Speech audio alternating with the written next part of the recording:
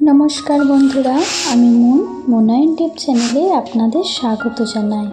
বন্ধুরা, চলছে শ্রাবণ মাস। এবছর শ্রাবণ মাসে মোট 5টি সোমবার পড়েছে। যেমন প্রথম সোমবার 22শে জুলাই হয়ে গেছে, দ্বিতীয় সোমবার আগামী 29শে জুলাই, তৃতীয় সোমবার আগামী 5ই আগস্ট, চতুর্থ সোমবার আগামী 12ই আগস্ট এবং পঞ্চম সোমবার আগামী 29শে আগস্ট শ্রাবণী পূর্ণিমার দিন পালন হবে। শাস্ত্রে বলছে এই মাসে আমাদের সামান্য কিছু কার্যে ভগবান শিবের মহিমায় আমাদের জীবন ধন্য হয়ে যায়। যে সকল সমস্যায় আমরা বহুদিন ধরে আটকে রয়েছি, সকল সমস্যা মহাদেব আমাদের দূর করে দেন। কারণ বাবা যে ভোলানাথ, ভক্তের সামান্য একটু ভক্তিতে তিনি 2 হাত ভরে ভক্তকে ভরিয়ে দেন এবং তারই সঙ্গে এই মাসে সামান্য কিছু ভুল ভ্রান্তিতে বাবা রুষ্ট হয়ে যান। তাই শ্রাবণ মাস চলাকালীন আপনারা কোনো মতেই এই সকল কার্য করবেন না।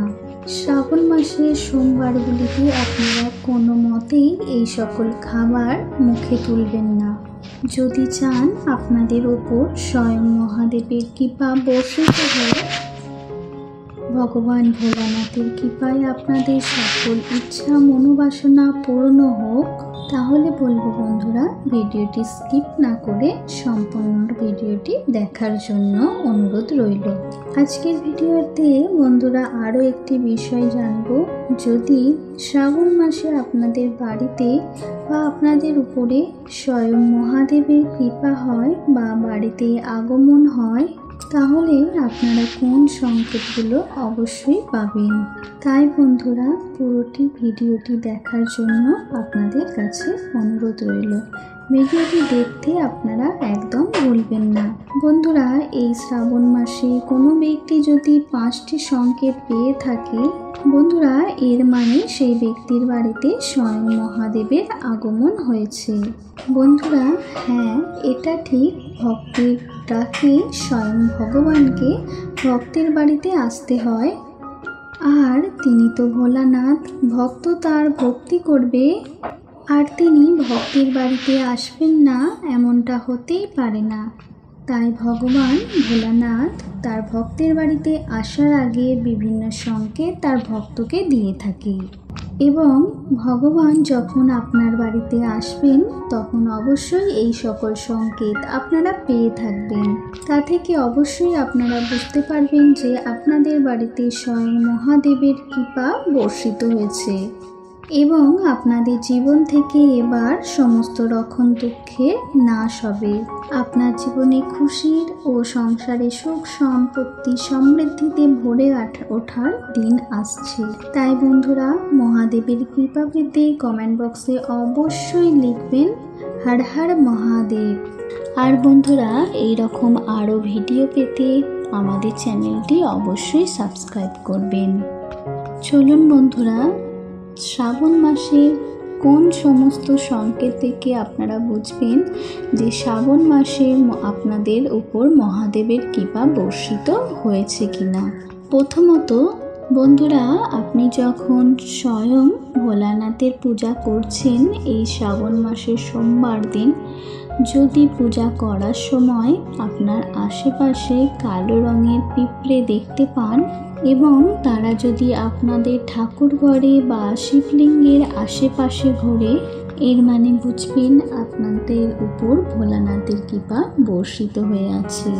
মানে আপনাদের বাড়ির শিবলিঙ্গে শিবতন্ত্রের প্রবেশ ঘটেছে, যা আমরা এত জ্ঞানী হওয়া সত্ত্বেও তা অনুভব করতে পারিনি। কিন্তু ওই সামান্য ছোট্ট একটি প্রাণী পিঁপড়ে তা কিন্তু অনুভব করেছে। আসলে বন্ধুরা, পিঁপড়ে এমন একটি প্রাণী আমাদের আশেপাশে ঘটা কোনো ঘটনা অথবা প্রকৃতিতে হওয়া কোনো অনুভূতি তারা আগে থেকেই অনুভব করতে পারে। যেমন দেখবেন, বৃষ্টি হবার আগেই একটা ছোট পিঁপড়ে তা বুঝে যায়, ঠিক তেমনই শিবলিঙ্গে শিবতন্ত্রের প্রবেশ হওয়ার পরেই পিঁপড়ে সেটা বুঝতে পারে। দ্বিতীয়ত, বাড়িতে কোনো গরুর আগমন হওয়া বা নন্দী মহারাজের আগমন হওয়া।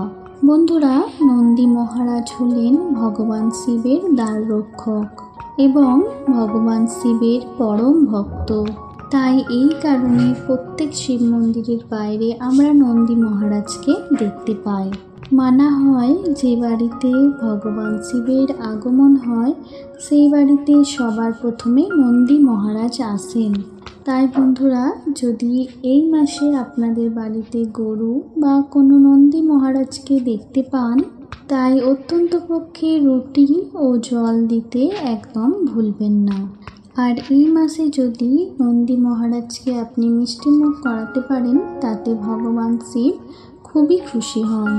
ফলে আমাদের মনের সকল বাসনা তিনি পূর্ণ করে দেন। তৃতীয়ত, বন্ধুরা, আপনারা যদি এই শ্রাবণ মাসে হঠাৎই শিবলিঙ্গ বা ভগবান শিবকে স্বপ্নে দেখতে পান, তার মানে বন্ধুরা বুঝতে হবে আপনাদের উপর স্বয়ং মহাদেবের কৃপা রয়েছে। তাই বন্ধুরা, আমরা এতটাই পুণ্যবান নই যে আমরা সাক্ষাৎ ভগবানেরকে দেখতে পাবো। তাই ভগবান তার ভক্তদের স্বপ্নে দর্শন দেন। চতুর্থত, আপনাদের স্বপ্নে যদি কোনো সাপের দর্শন বা আপনার বাড়িতে কোনো কালো রঙের সাপ দেখতে পান, তবে মানা হয় বন্ধুরা এটি ভগবান শিবের কৃপারই লক্ষণ। তাই বন্ধুরা, যদি আপনাদের বাড়িতে এই সময় সাপ দেখতে পান, তাই বন্ধুরা যতটা পারবেন তাদের না মারানোর চেষ্টা করবেন। পঞ্চমত, বন্ধুরা, এই মাসে যদি আপনাদের বাড়িতে কোনো নীলকণ্ঠ পাখি আসে, তো ভুলেও কিন্তু বন্ধুরা তাকে বাড়ি থেকে তাড়াবেন না। শাস্ত্র অনুসারে নীলকণ্ঠ ভগবান শিবের খুবই প্রিয়। তাই বাড়িতে নীলকণ্ঠ পাখির আসা ভগবান শিবের আসারই সংকেত দেয়। এছাড়া বন্ধুরা, যদি আপনাদের বাড়িতে এই সময় কর্পূরের গন্ধ পান বা হনুমানজিকে যদি আপনারা স্বপ্নে দেখেন বা যদি আপনাদের বাড়িতে হনুমানজি আসেন, এটিও ভগবান শিবের কৃপা পাওয়ারই একটি লক্ষণ। কারণ বন্ধুরা, হনুমানজি হলেন স্বয়ং ভগবান শিবেরই এক অবতার। তাই বন্ধুরা, এই শ্রাবণ মাস চলাকালেও আপনারা কিন্তু এই সকল কার্য ভুলেও করবেন না।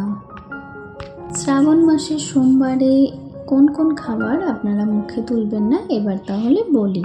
আপনারা যদি চান স্বয়ং ভোলানাথ আপনাদের উপর কৃপা করুক, আপনাদের উপর বর্ষিত হোক ভগবান ভোলানাথের কৃপা, তাই কোনো মতেই এই সকল খাবার মুখে তুলবেন না এই শ্রাবণ মাসে। তাই বলছি বন্ধুরা, আবারও ভিডিওটি অবশ্যই সম্পূর্ণ দেখুন, কারণ এই ভিডিওর মধ্যে অনেক কিছু গুরুত্বপূর্ণ কথা আলোচনা করা হয়েছে, যা প্রত্যেক মানুষের জানা অত্যন্ত গুরুত্বপূর্ণ বিষয়। বন্ধুরা, ভগবান শিবের পূজা অর্চনার জন্য এই শ্রাবণ মাস সর্বশ্রেষ্ঠ মাস হিসেবে মানা হয়। কারণ এই মাসে ভগবান শিব স্বয়ং নিজের ভক্তদের বাড়িতে আসেন এবং ভক্তদের মনের কথা, মনের বাসনা শোনেন ও পূরণ করেন। যারা এই মাসে ভগবান শিবের নামে সোমবারে অন্তত একটি বেলপাতা শিবলিঙ্গে অর্পণ করে, তাদের মনোবাসনা স্বয়ং ভগবান শিব পূরণ করেন। কারণ বন্ধুরা, ভগবান শিব হলেন স্বয়ং ভোলানাথ। তিনি ভক্তের দেওয়া সামান্য একটি বয়ের পাতাতেই তিনি সন্তুষ্ট হয়ে যান। আবার ভক্তের কিছু সামান্য ভুলেও তিনি রুদ্ররূপ ধারণ করেন এবং সেই ব্যক্তির উপর তিনি রুষ্ট হন, কখনো কৃপা করেন না। তাই শ্রাবণ মাস চলাকালে বন্ধুরা কোনো মতেই এই সকল কার্য করবেন না, নইলে আপনার সংসার জীবনে এর প্রভাব অবশ্যই পড়বে। বন্ধুরা, নাম্বার 1, এই মাস হলো সাধনা ও তপস্যার মাস। তাই বন্ধুরা, এই মাসে আপনারা বেশি ভোগ বিলাসিতা করবেন না। এই মাসে যতটা আপনারা পারবেন জপ, তপ, দান, পূর্ণ এই সকল কর্ম করবেন। নাম্বার 2, বন্ধুরা, এই মাসে আমাদের চুল, দাড়ি ও নখ কাটা উচিত না। আর যদি বন্ধুরা আপনাদের কাটতেই হয়, তাহলে বলবো সোমবার দিনটি বাদ দিয়ে যে কোনো অন্য দিনে আপনারা এই নখ চুল দাড়ি কাটুন, কিন্তু বন্ধুরা সোমবারে কোনো মতেই এই সকল কার্য আপনারা করবেন না। বন্ধুরা নাম্বার 3, যদি পারেন তো বন্ধুরা এই মাসে সকাল সকাল ঘুম থেকে উঠে স্নান ক্রিয়াদি করে বাবার মাথায় জল ঢালুন। যদি পারেন এই মাসের সোমবারে যে কোনো একটি শিব মন্দিরে গিয়ে শিবলিঙ্গে জল বেলপাতা অর্পণ করুন। আর তার সঙ্গে যদি বন্ধুরা আপনাদের বাড়িতে এই মাসে কোনো গরিব দুঃখী আসে, কোনো মতেই বন্ধুরা তাকে খালি হাতে ফেরাবেন না, কারণ বন্ধুরা এই মাসে স্বয়ং মহাদেব ভক্তদের বাড়িতে আসে। তাই বন্ধুরা এই মাসে কোনো রকম ভাবে কোনো পশু পাখির গায়ে হাত তুলবেন না, কোনো নারী বা পুরুষকে বিনা কারণে অপমান করবেন না, কারণ নিন্দা করবেন না, কাউকে ঠকাবেন না, মা বাবা গুরুজনকে এই মাসে ভুলেও দুঃখ দেবেন না। যতটা পারবেন বন্ধুরা এই মাসে পশু পাখিদের সেবা করুন, অসহায় মানুষদের সাহায্য করে পাশে দাঁড়ান, কারণ বন্ধুরা ভগবান শিবকে স্বয়ং পশুপতিনাথ বলা হয়। তাই বন্ধুরা এই সকল কার্যে ভগবান শিব খুবই প্রসন্ন হয়। নাম্বার 4, বন্ধুরা শ্রাবণ মাস চলাকালীন সময়ে আপনারা ভুলেও কিন্তু বেগুন খাবেন না, কারণ এই মাসে বেগুনে বিভিন্ন প্রকার পোকা উৎপন্ন হয়, যা আমাদের শরীরে গিয়ে নানা রকমের রোগ উৎপন্ন করতে পারে। তাই বলবো বন্ধুরা এই মাসে আপনারা কোনো মতেই বেগুন খাবেন না। আর এই সব মাসের সোমবারে কোনো প্রকার আমিষ খাবার খাবেন না, পেঁয়াজ রসুন খাবেন না, এছাড়া কোনো রকমের নেশাদ্রব্য মদ্যপান বিড়ি সিগারেট এ সকল নেশাদ্রব্য একদমই গ্রহণ করবেন না। যদি আপনাদের সম্ভব হয় শরীর ভালো থাকে তাহলে এই মাসে যে কোনো একটি সোমবারে ভগবান শিবের নাম নিয়ে আপনারা উপোসও করতে পারেন, এতে বন্ধুরা মহাপুণ্যের প্রাপ্তি হয়। বন্ধুরা আপনারা কি জানেন শাস্ত্রের স্বপ্নের সম্পর্কে এমন কিছু বলা হয়েছে যা স্বপ্ন আমাদের খুশির সংকেত দেয়। মা লক্ষ্মীর কৃপা প্রাপ্ত হওয়ার আগে, মা লক্ষ্মীর সন্তানদের সকল ইচ্ছা পূর্ণ করার আগে মা লক্ষ্মী তার সন্তানদের এই সকল স্বপ্ন দেখান। এই স্বপ্নগুলো সম্পর্কে বলা হয় যতটা সম্ভব এই সকল স্বপ্নকে গুপ্ত রাখাই ভালো, তাহলে খুবই তাড়াতাড়ি স্বপ্নের ফল জীবনে দেখতে পাওয়া যায়। তাহলে বন্ধুরা এবার সেই সকল স্বপ্নের ব্যাপারে আমরা জেনে নিই। এই সকল স্বপ্ন দেখলে যা আপনারা ভুলেও কিন্তু কাউকে বলবেন না।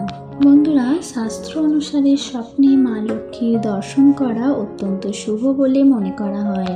তাই আপনার স্বপ্নে যদি স্বয়ং মা লক্ষ্মী দেবী আসেন তাহলে বুঝবেন আপনার জীবন এবার সুখ শান্তি সমৃদ্ধিতে ভরে উঠবে। আপনার সকল মনোবাসনা মায়ের কৃপায় পূর্ণ হবে। এছাড়াও যদি আপনি স্বপ্নে কোনো মন্দিরে গিয়ে কোনো মন্দির দর্শন করছেন আর এমন স্বপ্ন তারাই দেখতে পায় যার উপর কোনো দেবদেবীর আশীর্বাদ রয়েছে। নাম্বার 2, স্বপ্নে যদি আপনি ইঁদুর দেখেন, স্বপ্নে ভগবান শ্রী গণেশের আশীর্বাদ আপনি পেতে পারেন। এর ফলে আপনার মান সম্মান যশ বৃদ্ধি পাবে যদি এমন স্বপ্ন আপনার আসে। হতে পারে প্রভু গণেশের আশীর্বাদে আপনার জীবনে দুঃখ দরিদ্রতা খুবই তাড়াতাড়ি কেটে যাবে। তাই বন্ধুরা ভগবান শ্রী গণেশের কাছে নিজের মনোবাসনা জানান। নাম্বার 3, কোনো খালি পাত্রের দর্শন করা। বন্ধুরা স্বপ্ন শাস্ত্র অনুসারে যদি কোনোরূপ খালি পাত্রের দর্শন করেন তাহলে আপনার জীবনের সুখ শান্তি সমৃদ্ধিতেও ভরে ওঠে। এছাড়া ওই খালি পাত্র ভবিষ্যতে ধন ও সমৃদ্ধিতে সংকেত দেয়। তাই যদি আপনার মনে কোনোরূপ বাসনা থেকে থাকে যা এখনো পূর্ণ হয়নি, তা পূর্ণ হওয়ারও কিন্তু সংকেত দেয়। নাম্বার 4, স্বপ্নে যদি আপনি কোনোরূপ কচ্ছপের স্বপ্ন দেখেন, স্বপ্নশাস্ত্র অনুসারে বন্ধুরা স্বপ্নে কচ্ছপ দেখা খুবই ভালো সংকেত হিসেবে মনে করা হয়। বন্ধুরা সমুদ্র মন্থনের সময় ভগবান বিষ্ণু স্বয়ং কচ্ছপ রূপ ধারণ করে পর্বতকে নিজের উপর ধারণ করেছিলেন। আর যদি আপনার স্বপ্নে কচ্ছপ আসে তাই ভগবান আপনাকে সংকেত দিচ্ছে যে আপনার সকল দুঃখ কষ্ট খুব তাড়াতাড়ি দূর হতে চলেছে। নাম্বার 5, স্বপ্ন যদি আপনি ঝাঁটা দেখেন। বন্ধুরা, হিন্দু শাস্ত্র অনুসারে ঝাঁটাকে মা লক্ষ্মীর প্রতীক হিসেবে মানা হয়ে থাকে। ঝাঁটা আমাদের বাড়ির অলক্ষ্মীকে বিদায় করে, তাই স্বপ্নে যদি আপনারা ঝাঁটা দেখেন তা মা লক্ষ্মীর স্বরূপ। জীবন থেকে আপনার এবার দুঃখ দরিদ্রতা দূর হবে। নাম্বার 6, গরুর গোবর দেখা। স্বপ্ন শাস্ত্র অনুসারে বন্ধুরা, যদি স্বপ্নে আপনি গোবর দেখেন তাহলে খুবই তাড়াতাড়ি আপনার ভাগ্য চমকাতে চলেছে, আপনার জীবনে খুব তাড়াতাড়ি উন্নতি হতে চলেছে। বন্ধুরা, ভিডিওটি আজকের মতো এই পর্যন্ত। ভিডিওটি যদি ভালো লেগে থাকে একটু লাইক করবেন, তার সঙ্গে চ্যানেলটি সাবস্ক্রাইব করে পাশে থাকবেন। সকলে ভালো থাকবেন, সুস্থ থাকবেন। ওম নমঃ শিবায়। জয় শ্রীকৃষ্ণ। ধন্যবাদ।